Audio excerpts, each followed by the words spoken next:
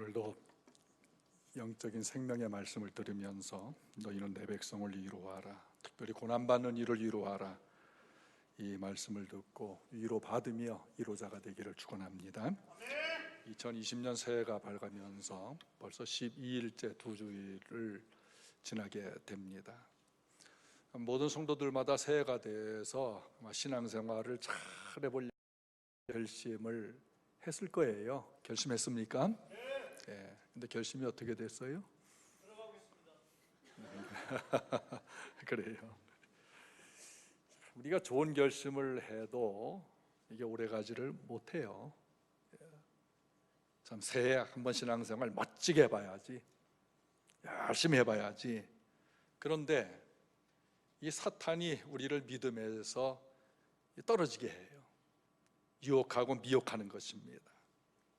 사탄의 공격이 굉장히 거세지요. 이 사탄은 교회를 통해서 하나님께 영광 돌리려고 할 때에 이 순종하게 하기보다는 불순종하게, 이 거부되는 마음을 갖도록 합니다. 그러니까 이 불순종의 배후는 인간이 아니고 사탄이에요. 이 사탄은 하나님을 대적하는 존재입니다. 사탄을 대적해야 돼요. 베드로 전서 5장 8절 9절에 근신하라 깨어라 너희 대적 마귀가 우는 사자같이 두루다니며 삼킬 자를 찾나니 너희는 믿음을 굳게 하여 그를 대적하라.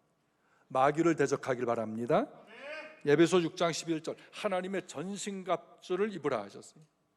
성도들은 마귀가 나를 공격할 수가 없을 거야. 왜? 나는 하나님의 것이니까. 이렇게 오해하셔서는 안 돼요. 하나님의 성도기 때문에 마귀가 공격하도록 하나님은 결코 허락하지 아니하실 거야, 이렇게 생각하면 실수하는 것입니다. 우리가 구약 성경 39권 있잖아요. 저도 성경을 많이 보면서 특별히 구약을 읽을 때에 저를 무섭게 하는 성경이 있어요. 욥기입니다. 그 욥기를 보면은 이처럼 믿음 좋은 사람도 고난을 받을 수 있는가? 무서워요. 믿음 좋고 착한 일 잘하는 사람에게도 고난이 있는가? 그 욥의 믿음과 삶을 볼까요? 욥기 1장 1절과 5절 보면 온전하고 정직하여 하나님을 경외하며 악에서 떠난 자더라. 자녀들이 마음으로라도 죄를 짓고 혹시나 하나님을 욕되게 할까 하여 잔치를 마치면 다 불러서 가정 예배를 하고 정결 의식을 거행을 했어요. 진실했어요. 사람들을 대하는 겸손한 태도, 틀림없는 신앙심, 도덕성, 이런 삶은 욥에게 있어서 그냥 일상적이에요. 습관과 같은 것이었습니다. 진실하게 하나님을 섬겼다는 것은 속과 겉이 같았다. 도덕적으로도 이웃을 사랑한 것입니다. 1장 3절은 동방 사람 중에 가장 훌륭한 자라고 소개하고 있어요. 이런 욥에게는 현숙한 아내가 있었고 아들 7명과 딸 3이 있었어요. 재산이 크게 번영해서 동방에서 제일 가는 부자라고 소개하고 있습니다. 그는 또 건강했어요. 평안했습니다. 16장 17절은 손으로 포악한 일 한 적이 없고 기도도 정직하게 했어요. 29장에서 젊은이들이 존경하고 가난한 사람을 도와주고 고아를 도와주었어요. 망한 자는 일어나게 해주었습니다. 과부를 돕고 약자들이 재판받을 때는 공의롭게 되게 하였습니다. 이런 믿음의 사람이라면 축복받아야 마땅하지 않겠습니까? 그런데 사탄의 무서운 시험이 있었습니다. 사탄은 대적자예요. 반대자입니다. 원수고 거짓말하는 자예요. 악한 영들의 우두머리예요. 믿음이 좋고 착한 일한 사람도 사탄의 공격으로 고난받을 수가 있습니다. 욥기 1장 16절에서 19절 보면 하늘에서 불이 떨어져 양떼를 다 불살라 죽였어요. 그리고 종들을 죽입니다. 또 도둑들이 갑자기 나타나서 낙타를 모두 빼앗아가고 종들이 죽었어요. 10명의 자녀들이 한 집에서 잔치를 하고 있는데 갑자기 큰 태풍이 집을 무너뜨립니다. 자녀 10명이 한꺼번에 그 집에 깔려서 다 죽어버렸어요. 이런 상황에서 욥은 어떻게 하고 있습니까? 1장 20절에 겉옷을 찢고 머리털을 밀고 땅에 엎드려 예배하며 주신 이도 하나님, 가져가신 이도 하나님이시니 하나님 찬송 받으소서 하면서 하나님을 원망하지 않았어요. 욥은 자식들이나 재산이나 하나님께서 임시로 주신 선물이다 는 것을 알고 있습니다. 따라서 적절한 때 하나님께서 가져가신 것이라고 고백하고 있어요. 이건 미친 사람 아닙니까? 큰 시련과 고난의 욥의 신앙은 하나님께 미친 신앙이었어요. 사탄은 포기하지 않고 계속 욥을 공격하며 시험합니다. 너 믿음 떨어질 때까지, 하나님을 대적해서 버릴 때까지 내가 너를 공격할 거야. 2장 6절 보면 하나님께서 허락을 하시는데 사탄에게 명령을 해요. 욥의 생명만은 가져갈 수가 없다. 사탄은 욥을 파산시켰습니다. 생명마저 집어삼켜 완전히 무너지는 꼴을 보고 싶어 했어요. 하나님을 원망하고 하나님을 버리고 하나님을 대적해서 사탄 편으로 오기를 원했어요. 하나님께서 욥을 죽이지 말라는 말씀에 실망하면서 욥의 몸을 쳐서 병들게 했습니다. 2장 7절 8절 보면 발바닥부터 머리까지 종기가 내어서 재 가운데 앉아 질그릇 조각으로 몸을 벅벅 긁고 있어요. 3장 20절에 어찌하여 고난당하는 자에게 빚을 주셨으며 마음이 아픈 자에게 생명을 주셨는가?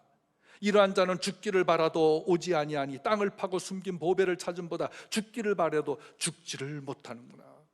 하나님, 저 죽고 싶습니다.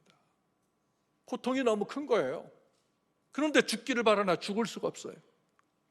9장 17절 18절 그가 폭풍으로 나를 치시고 까닭없이 내 상처를 깊게 하시며 나를 숨쉬지 못하게 하시며 괴로움을 내게 채우시는구나. 사탄의 시험에 의해서 그가 파산했지만 그 사탄을 허락해서 자기가 고난받는 것을 욥은 알고 있습니다. 욥은 파산했어요. 털썩 주저앉았습니다. 인생의 무대에서 욥은 혼자 남아 있습니다. 몸의 피부는 다 벗겨지고 구멍이 뚫리고 기와 조각으로 그 몸을 긁으면서 피가 흐르고 진물이 흐르게 돼요. 개들이 와서 그의 몸을 핥습니다. 사탄은 이 정도면은 하나님을 욕하고 원망하고 믿음을 포기할 줄 알았는데 계속 하나님을 찬양하는 것을 보고 사탄이 오히려 속상해하고 실패를 합니다. 욥의 이야기는 우리에게 놀람과 충격과 무서움을 주지만 믿음 좋고 착한 일을 하는 사람도 고난이 있다는 것을 주지시키고 있어요. 예수님께서 착한 일만 하셨지요. 죄 없이 고난받아 십자가에 죽으셨습니다. 베드로서 4장 12절에 사랑하는 자들아 너희를 연단하려고 오는 불시험을 이상한 일 당하는 것 같이 이상히 여기지 말고 오히려 너희가 그리스도의 고난에 참여하는 것으로 즐거워하라. 그의 영광을 나타나실 때에 기뻐하게 하려 하심이라. 아멘. 우리 성도들, 어떤 고난이 있어도 마귀를 실망시키기를 바랍니다. 마귀를 속상하게 하는 그런 믿음의 승자가 되시기를 축원합니다. 부자도 고난이 있어요. 믿음 좋은 사람도 고난이 있어요. 건강한 사람도 혼란이 있어요. 겉으로는 아무 일 없는 것 같은 사람도 고난이 있어요. 높은 자리에 있는 사람도, 낮은 데 처한 사람도 고난이 있어요. 가난한 사람은 가난 자체가 고난일 수 있지만 잘 먹고 잘 사는 사람들에게도 고난이 있어요. 겸손한 사람도 고난이 있고 교만한 사람도 고난이 있어. 남녀간 이 세상에 존재하는 어떤 인간도 고난 없는 사람은 없어요. 근데 고난 받는 사람에게 필요한 것은 위로입니다. 우리 사랑하는 우리 성도들, 오늘 위로받아 고난받는 자들을, 쓰러진 사람을 위로하며 세워주는 성도가 되기를 축원합니다. 가족이 서로 위로자가 되어야 합니다. 아들 7, 딸 3을 둔 욥의 행복을 상상해 보세요. 아버지에게 있어서 아들들의 경건하면 행복이 넘치게 합니다. 애교 넘치는 딸들이 있다는 것은 기쁨이요 즐거움입니다. 그런데 그 자녀들이 모두 한날에 죽은 거예요. 아이들의 떠드는 소리가 집안에 없어요. 노랫소리가 없어졌어요. 춤추는 소리가 없어졌어요. 장난치고 서로 치고받는 소리가 싹 없어졌어요. 퇴근하면 아빠 다녀오셨어요? 이 소리를 들을 수가 없어요. 아빠 수고하셨어요. 들을 수가 없어요.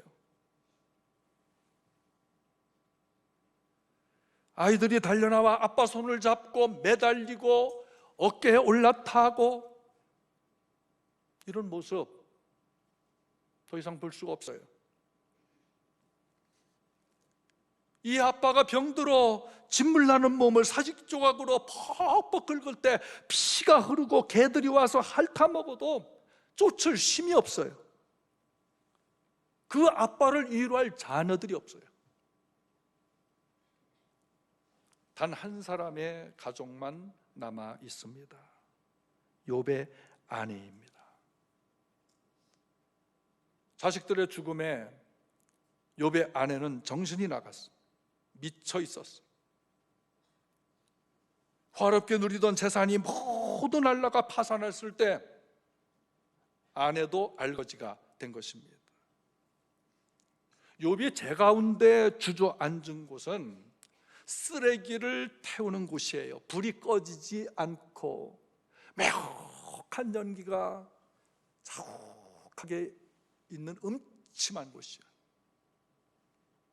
지옥을 상징하는 곳입니다. 아내는 욥에게 어떻게 했을까요?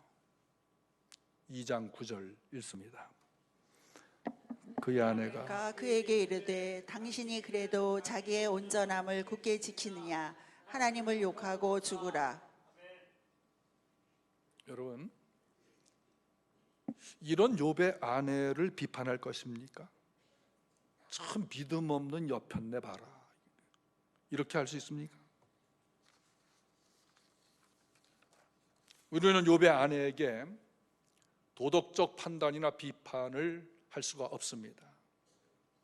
남편의 몰골을 보면서 아이고 이 등신아 왜 그렇게 사냐, 살아서 뭐하냐, 하나님을 욕하고 죽는 것이 더 좋지 않겠느냐, 남편을 보면서 죽음을 선택하고 평안히 가라는 거예요. 왜 그 몰골로 살아서 그 고통을 당하는가? 우리 죽자.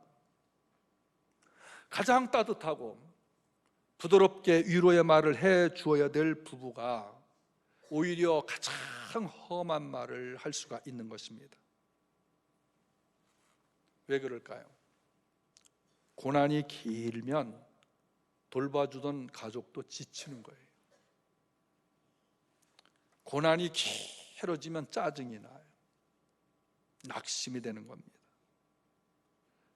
욥기 19장 17절 보면 욥의 아내는요, 남편이 숨 쉬는 것조차 보기 싫다 그랬어요.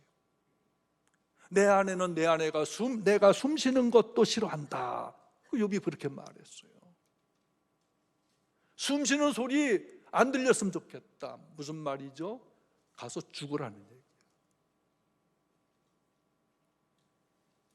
하나님을 욕하고 죽으라는 아내의 말에 욥은 어떻게 할까요? 10절에 그가 이르되 그대의 말이 한 어리석은 여자의 말 같도다. 우리가 하나님께 복을 받았은즉 화도 받지 아니하겠느냐 하고 이 모든 일에 욥이 입술로 범죄하지 아니하니라. 욥은 아내를 가리켜 아이고 이 어리석은 여자야, 믿음 없는 여자야, 이렇게 말하지 않아요. 어리석은 여자 중에 한 사람 같은 이라고 표현을 해요. 그 어리석은 사람은 어떤 사람일까요? 시편 14편 1절에 어리석은 자는 그 마음에 이르기를 하나님이 없다 하도다. 하나님이 없다, 하나님을 부정하는 사람이 어리석은 거예요. 무신론자가 어리석은 거예요. 그런데 욥의 아내는 어리석은 자처럼 하나님이 없다고는 하지 않아요. 하나님의 존재를 믿고 있었기 때문에 여보, 그렇게 고통스럽게 살지 말고 하나님을 욕하고 나가 죽어.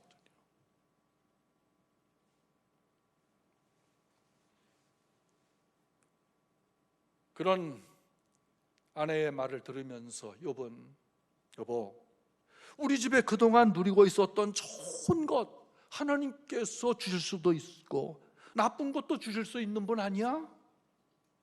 하나님으로부터 복을 받았으니 화도 받는 것이 마땅하지 아니하겠냐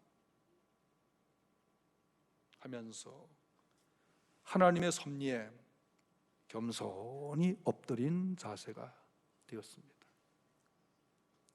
근데 욥은 자신과 아내를 동일시하면서 우리라고 해요.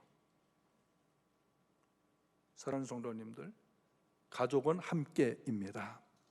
가족은 우리입니다. 우리는 우리입니다. 내가 받는 고난은 우리가 받는 거예요. 한 사람의 가족이 아프면 가족 전체가 아프잖아요. 여러분도 체험하고 있는 분이 있을 테고 저도 체험하고 있어요. 부모님도 아파하고 자식들도 아파하고 누구보다 아내가 가장 아파하고 있어요. 가족 중 한 사람이 고난을 받으면 가족이 위로해야 합니다.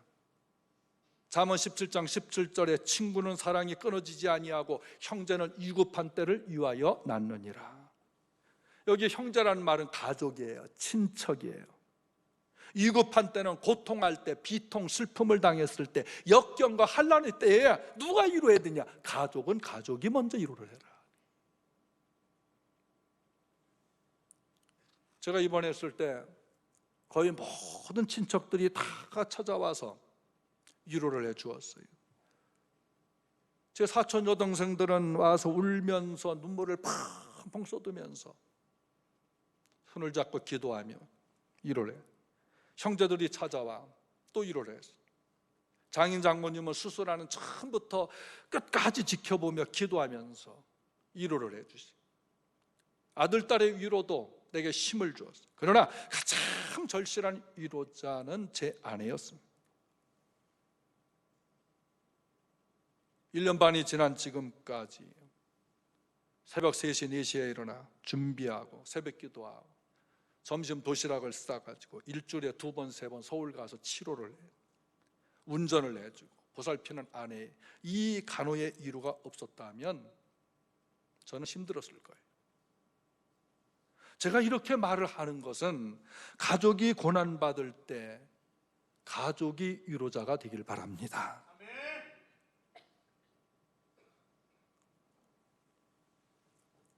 고난받으면 가족이 싸울 수도 있어요. 험한 말을 할 수가 있어요. 책임을 서로 떠넘기고 서로 아픔을 줄 수 있어요. 그러나 파산해도 가족이 위로하면 다시 일어날 수가 있습니다. 병들었어도 가족의 위로가 있으면 건강을 위하여 노력할 수 있어요. 직장에서 해고를 당해도 가족이 위로하면 무슨 일이든지 하면서 가족을 부양할 수가 있는 거예요. 아내에게서 남편의 위로만큼 큰 위로가 있겠습니까? 우리 남편들 아멘 하세요. 아내를 위로하는 남편이 됩시다.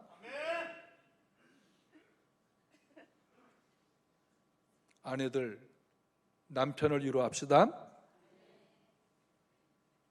뭐가 기운이 이상해.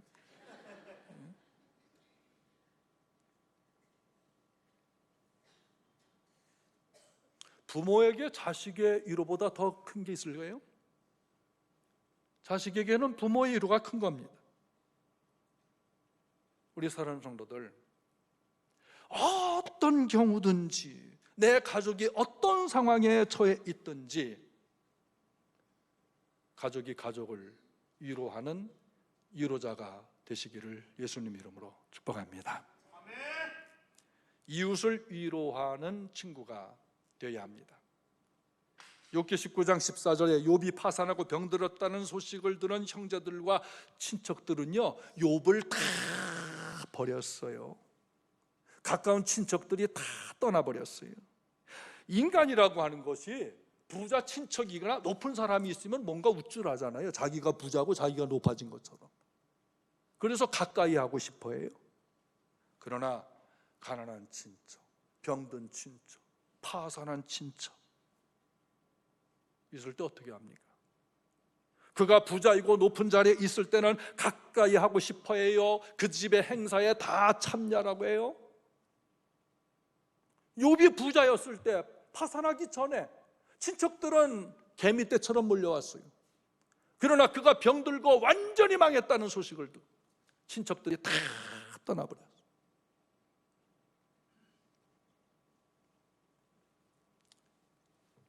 11절에 그때 욥의 친구 세 사람이 이 모든 재앙이 그에게 내렸다함을 듣고 각각 자기 지역에서부터 이르렀으니 곧 대만 사람 엘리바스와 수아 사람 빌닷과 나아 사람 소발이라. 그들이 욥을 이문하고 위로하려 하여 서로 약속하고 왔습니다. 욥의 친구들이 각자 멀리 살고 있는데 우리 욥이 고난당하고 있대, 같이 가서 위로하자 약속하고 모였어요. 여기 이문이라고 하는 말은 같이 슬퍼하고 머물러 주기 위해서라고 하는 뜻입니다. 위로라고 하는 뜻은 같이 숨을 쉬고 공감하고 안심시켜 준다는 뜻이에요.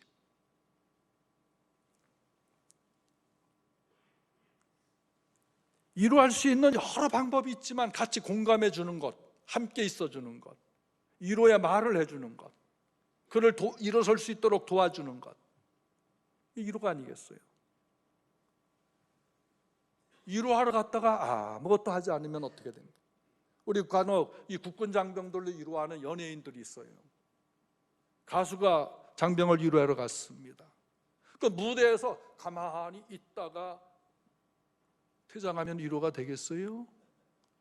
노래를 부르고 박수를 치고 흥을 돋구고 춤을 추고 소리 질러.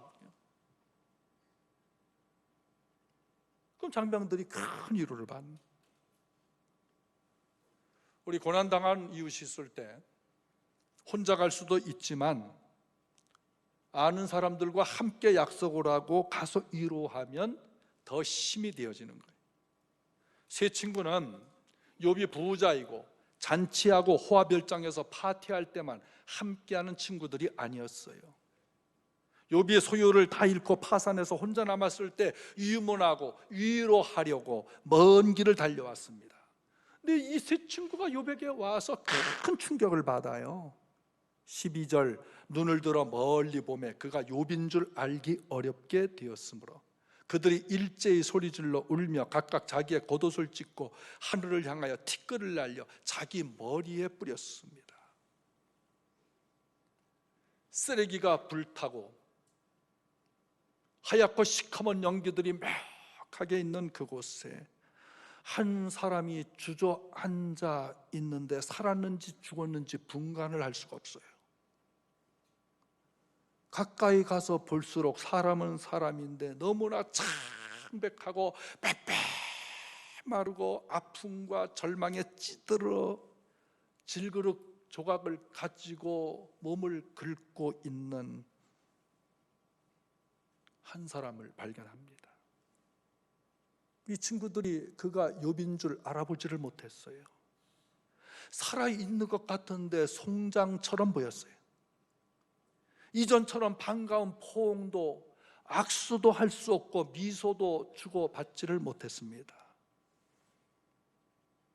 고난이 크면 외모가 변합니다. 하루 저녁에 팍싹 늙어버릴 수가 있는 거예요.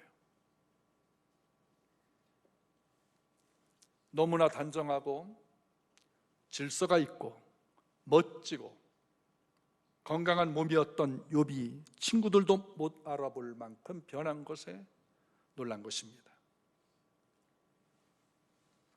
13절, 밤낮 7일 동안 그와 함께 땅에 앉았으나 욥의 고통이 심함을 보고 그에게 한마디도 말하는 자가 없었더라. 친구들은 욥과 함께 땅바닥에 털썩 주저앉아 고난받는 이와 함께 눈높이로 마주해야 위로할 수가 있어요. 말없이 함께 있어주는 것도 위로가 되는 것입니다. 그렇지만 7일이나 침묵했다는 말은 뭐냐? 죽음을 기다리는 모습이에요. 아, 욥, 쟤는 죽겠구나. 무슨 말이 필요할까? 우리 기다리다가 욥이 죽으면 장례나 치러주고 가야지, 이런 마음이었어요. 섬뜩하지요. 불안입니다. 이 7일간의 침묵이라고 하는 것은 이 팔스틴 지역에서 웬만한 사람이 죽으면 보통 7일 동안 애도를 합니다. 이 세 친구는 욥은 이젠 죽었다, 쟤는 살아날 가망이 없어. 7일간 침묵하고 있는 거예요. 누군가 먼저 말을 걸어주어야 뭘 이뤄도 주고받고 할 텐데 그냥 같이 욥이 여기 있고 세 친구가 이쪽에 앉아서 털썩 주저앉아 그냥 말 없이 7일 동안. 속은 어떤지 몰라도 그렇게 있었어요. 그러니까 친구들이 왔지만 욥의 외로움은 여전한 거예요. 침묵을 깬 것은 욥이었습니다. 3장 1절, 그 후에 욥이 입을 열어 자기의 생일을 저주하니라. 아, 너희들 왔니? 이 말이 아니에요. 와줘서 고맙다 이 말 할 수 없어요.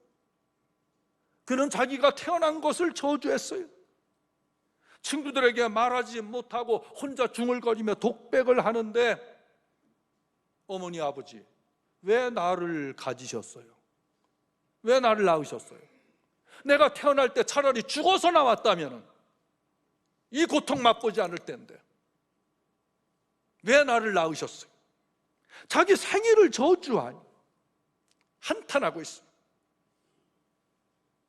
더군다나 죽기를 바라도 죽지 못하니 더 아픈 거예요.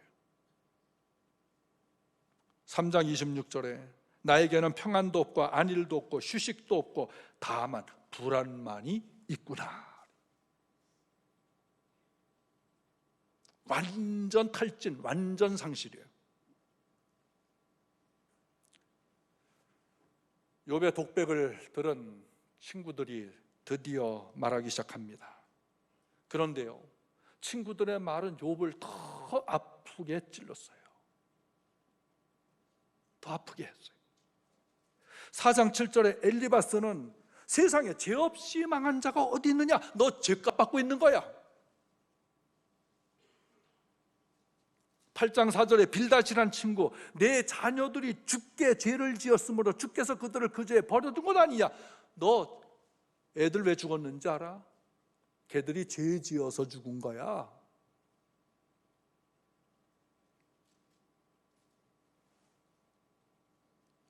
(10장 11절) 내가 하나님께 숨긴 죄가 있지 않냐? 하나님 다 보고 계시지 않았겠냐? 그래서 내가 죄값 받고 있는 거 아니야? 15장 5절 엘리바스, 너는 입으로 죄짓고 간사히 혀를 좋아하지 않느냐? 내가 겉으로는 뭐 신앙생활 좋고 이웃을 돕고 그렇게 살았다고 하는데 실제로 보이지 않는 곳에서 너는 죄를 짓고 간사한 말을 한 적이 없느냐? 18장 21절 빌닷이란 친구, 너의 집은 불의하고 하나님을 알지 못하는 처소가 아니었느냐? 20장의 소발이라는 친구는 욥에게 내가 가난한 자를 학대하고 재물을 삼키지 아니하는가 살펴봐라. 22장 21절에 욥아 너는 하나님과 화목하라. 욥을 입문하러 왔던 친구들이 욥이 죄 때문에 벌을 받아서 자식들이 죽고 재산 없어지고 몸에 병 들었다고 말하는 것입니다. 위로하러 갔다가 마음을 더 상하게 하고 아프게만 하고 있어요. 우리도 이럴 수가 있어요. 고난받는 이에게 너 죄 때문이야, 빨리 회개해. 말은 맞아요. 고난이 죄 때문에 올 수 있어요. 병도 죄 때문에 걸릴 수 있어요. 그러나 이런 한마디 말은 큰 상처를 줍니다. 죄로 인한 고난이 분명히 성경은 있다고 말씀을 해요. 하나님께서는 죄인을 징계하시고 회개케 하여 새롭게 하십니다. 그러나 우리 성도들은 고난받는 이에게 함부로 죄 때문이라고 수군거리거나 말하면 안 됩니다. 욥기 5장 17절에서 19절 읽읍시다. 볼지어다 하나님께 징계받는 자에게는 복이 있나니 그런즉 너는 전능자의 징계를 업신여기지 말지니라. 하나님은 아프게 하시다가 싸매시며 상하게 하시다가 그의 손으로 고치시나니 6가지 환난에서 너를 구원하시며 7가지 환난이라도 그 재앙이 내게 미치지 않게 하시며. 분명히 하나님은 징계하시는 하나님이다. 어떤 사람이 불순종할 때에 고난을 통해서 새롭게 하시려고 징계를 하셔요. 징계가 없으면 사생자라고 했어요. 그러나 우리 인간은 사람의 속을 모르고 그 삶을 모르기 때문에 함부로 죄 때문이야 이렇게 말해서 안 됩니다. 하나님께서는 위로의 하나님이십니다. 위로를 줄 때 성령으로 하셔요. 말씀으로 하셔요. 그러나 이 성령과 말씀이 역사할 때 사람을 통해서 위로를 주셔요. 저는 사랑하는 성도들, 위로가 없었다면 어떻게 되었을까 생각을 해요. 성도들의 위로에 큰 힘을 얻고 있어요. 지금도 여전히 반찬을 만들어 주시고 식사비를 주시고 제가 먹기 알맞도록 음식을 만들고 간식을 만들어 오시고 농사 짓는 분들 농약 안 쳤다고 하시면서 목사님 드시라고 또 치료비를 보태주시고 과일을 갖다 주시고 또 기도들 해주시고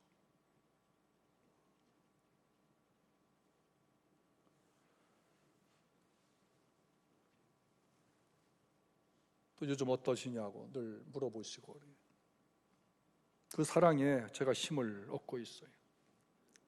이 사랑은 죽음보다 강한 것입니다. 사랑은 죽음보다 강한 것입니다. 그 사랑이 위로를 하는 거예요.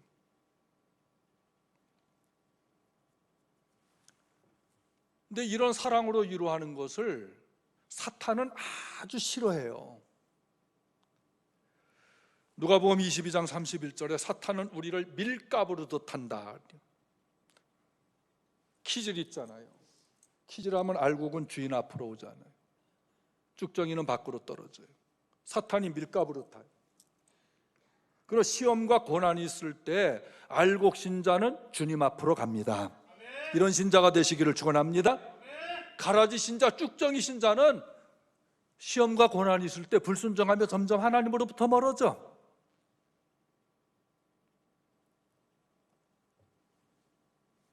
베드로를 사탄이 까불었을 때 예수께서 내가 내 믿음이 떨어지지 않기를 기도했다. 결국 베드로가 회개하고 주님의 사도로서 사명을 감당합니다. 욥은 고난 중에 믿음이 떨어지지 않았어요. 성도들도 어떤 고난이 있어도 믿음 떨어진 자가 되지 말고 승리자가 되시기를 축복합니다. 온 세상을 다 뒤져도 욥과 같은 신앙인 찾아볼 수 없을 거야. 인정받았던 욥도 고난을 받았어요. 욥기 6장 1절 2절에 욥은 고난의 무게가 얼마나 무거운지 세상에 있는 바다의 모든 모래를 합친 것보다 자기 고난의 무게가 더 무겁다, 이렇게 표현을 해요. 물론 시적인 표현이긴 하지만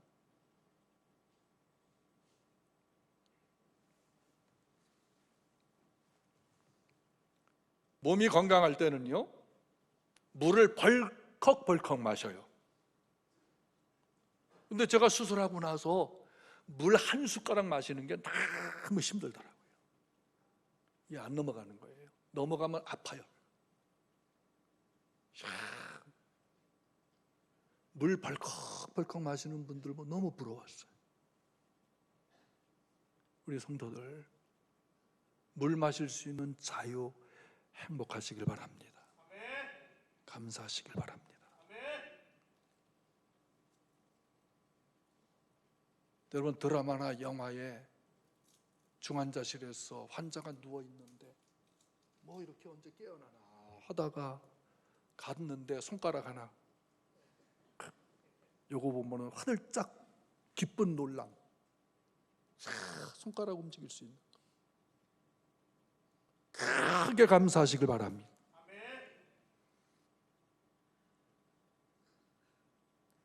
한 모금의 물 한 숟가락의 밥을 마음대로 먹을 수 있다. 우리 그걸 감사 못하고 살잖아요. 항상 그렇게 될 줄 알고.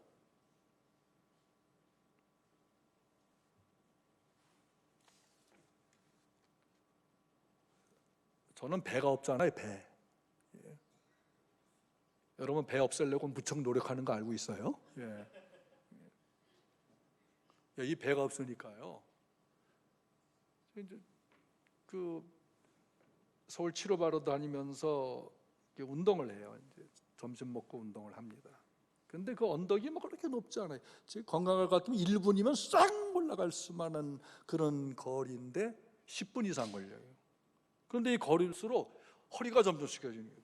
제가 원래 이렇게 걷는 사람 아니었습니까? 근데 점점 왜 그래? 마치 누가 목덜미를 이렇게 잡고 있는 것 같아요. 배가 없으니까. 배 나온 것 축복입니다. 배 나온 사람은요, 절대로 허리가 안 굽어져요.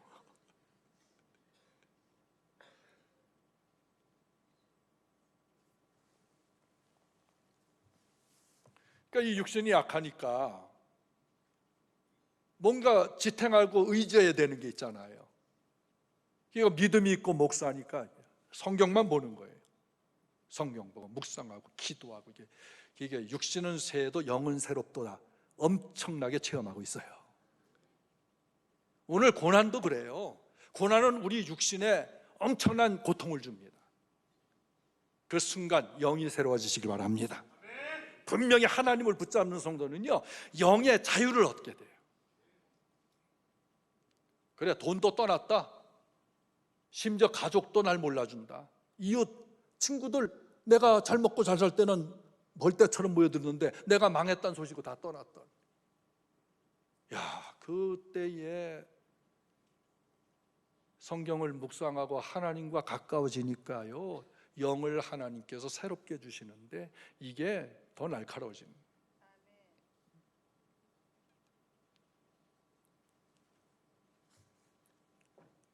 하나님이 평화를 주셨어요.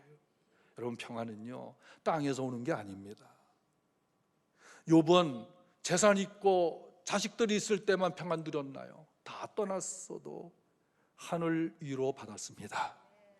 하늘 평화가 있습니다. 그게 제가 살아있잖아요. 극복하시는 거 하게 하십니다.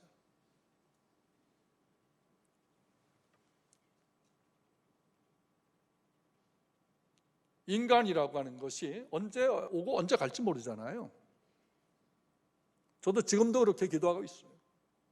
하나님 살려주시면 사명이 있는 줄 알고 말씀 사역 뜨겁게 하다가 하겠습니다. 그러나 불러가시면 어쩌겠어요? 그냥 천국 입성하는 거죠. 그게 인간이에요. 저는 성도들의 위로 감사하고, 하나님은 고난을 견디게 하시고 극복하게 하시고 지금도 나를 사용하고 계신 하나님께서 여러분도 어떤 고난에서든지 힘을 주시고 사명 감당할 수 있는 성도로 변화시켜 주실 줄로 믿습니다. 믿음이 성장하기를 바랍니다. 고난과 시험은 믿음이 자라는 기회예요. 여러분 재산이요, 하루 만에 싹 없어질 수 있어요. 그렇다고 재산을 막 다루라는 얘기가 아니에요. 그러나 하루 만에 다 없어질 수 있는 게 물질이라. 건강도 마찬가지예요.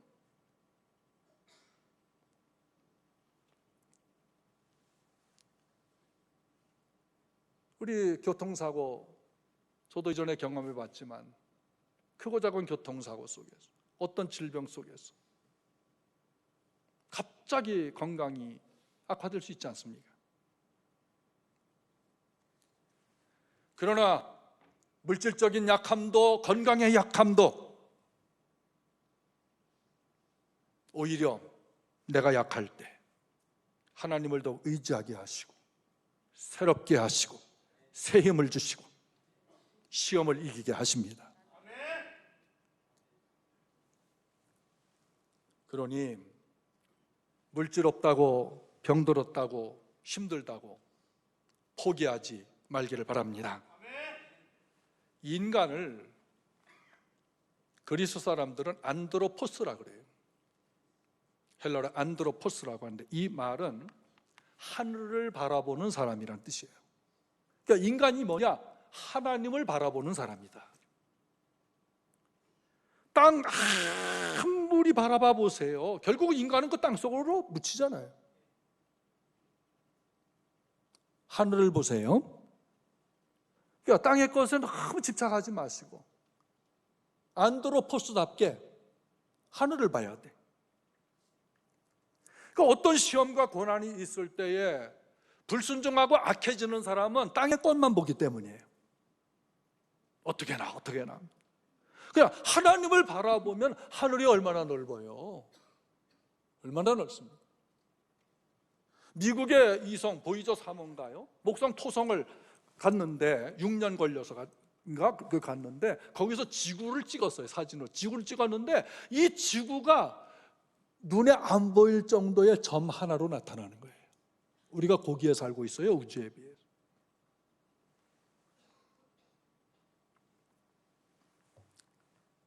그 우주를 만드신 하나님을 바라봅시다. 야고보서 5장 7절 11절 그러므로 형제들아 주께서 강림하시기까지 길이 참으라. 보라 농부가 땅에서 나는 귀한 열매를 바라고 길이 참아 이른 비와 늦은 비를 기다리나니 너희도 길이 참고 마음을 굳게 하라. 주의 강림이 가까우니라. 보라 인내하는 자를 우리가 복되다 하나니 너희가 욥의 인내를 들었고 주께서 주신 결말을 보았거니와 주는 가장 자비하시고 긍휼히 여기신 이시니라. 아멘. 하나님께서는요 우리에게 참을 수 있는 상황을 주셔요. 여러분 기도할 때 주여 참게 해주세요 이렇게 기도하는 것도 좋지만 참을 수 있는 상황을 주셨을 때 끝까지 참고 살아보시길 바랍니다. 그게 믿음이에요. 그만둬야지, 포기해야지, 헤어져야지, 나가버려야지. 그거는 사탄을 기쁘게 하는 거예요. 사랑할 기회를 주셨다면 끝까지 사랑하시길 바랍니다. 사랑이 죽음보다 강하다는 것을 우리가 믿잖아요. 봉사할 기회를 주셨다면 주여 제가 봉사하게 해주세요, 봉사하게 해주세요, 그 기도가 보다 지금 봉사할 기회가 나에게 왔으니 끝까지 충성자가 되시길 바랍니다. 모든 상황에는 결말이라는 것이 있어요. 욥기 42장 10절 욥의 결말 볼까요? 하나님이 욥의 곤경을 돌이키시고, 우리 큰 소리를 읽어봅시다. 여호와께서 욥의 공경을 돌이키시고 여호와께서 욥에게 이전 모든 소유보다 갑절이나 주신지라. 할렐루야. 여러분, 지금 어떤 고난과 힘든 일이 있어도 하나님을 끝까지 믿읍시다. 하나님께서 돌이켜 주시기를 축원합니다. 욥은 건강해졌어요. 아내도 건강해졌어요. 이 부부가 건강해졌으니까 이후에 아들 7, 딸 3을 더 낳았어요, 세상에나. 그런데 이 딸들이 미스 아시아에 당선될 만큼 진선미로 예뻤어요. 다시 집안에 활기가 왔어요. 아빠 소리가 들어요. 저도요, 아들에게서 아빠 하면은 징그러운데 딸이 아빠 그러면 너무나 좋아요.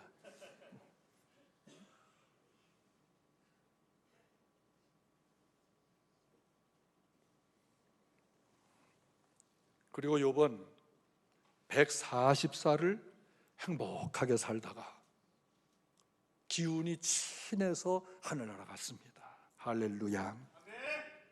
고난받는 자는 외롭습니다. 가족이 있어도 친구가 있어도 성도들이 있어도 혼자야라고 생각이 들 때가 있습니다.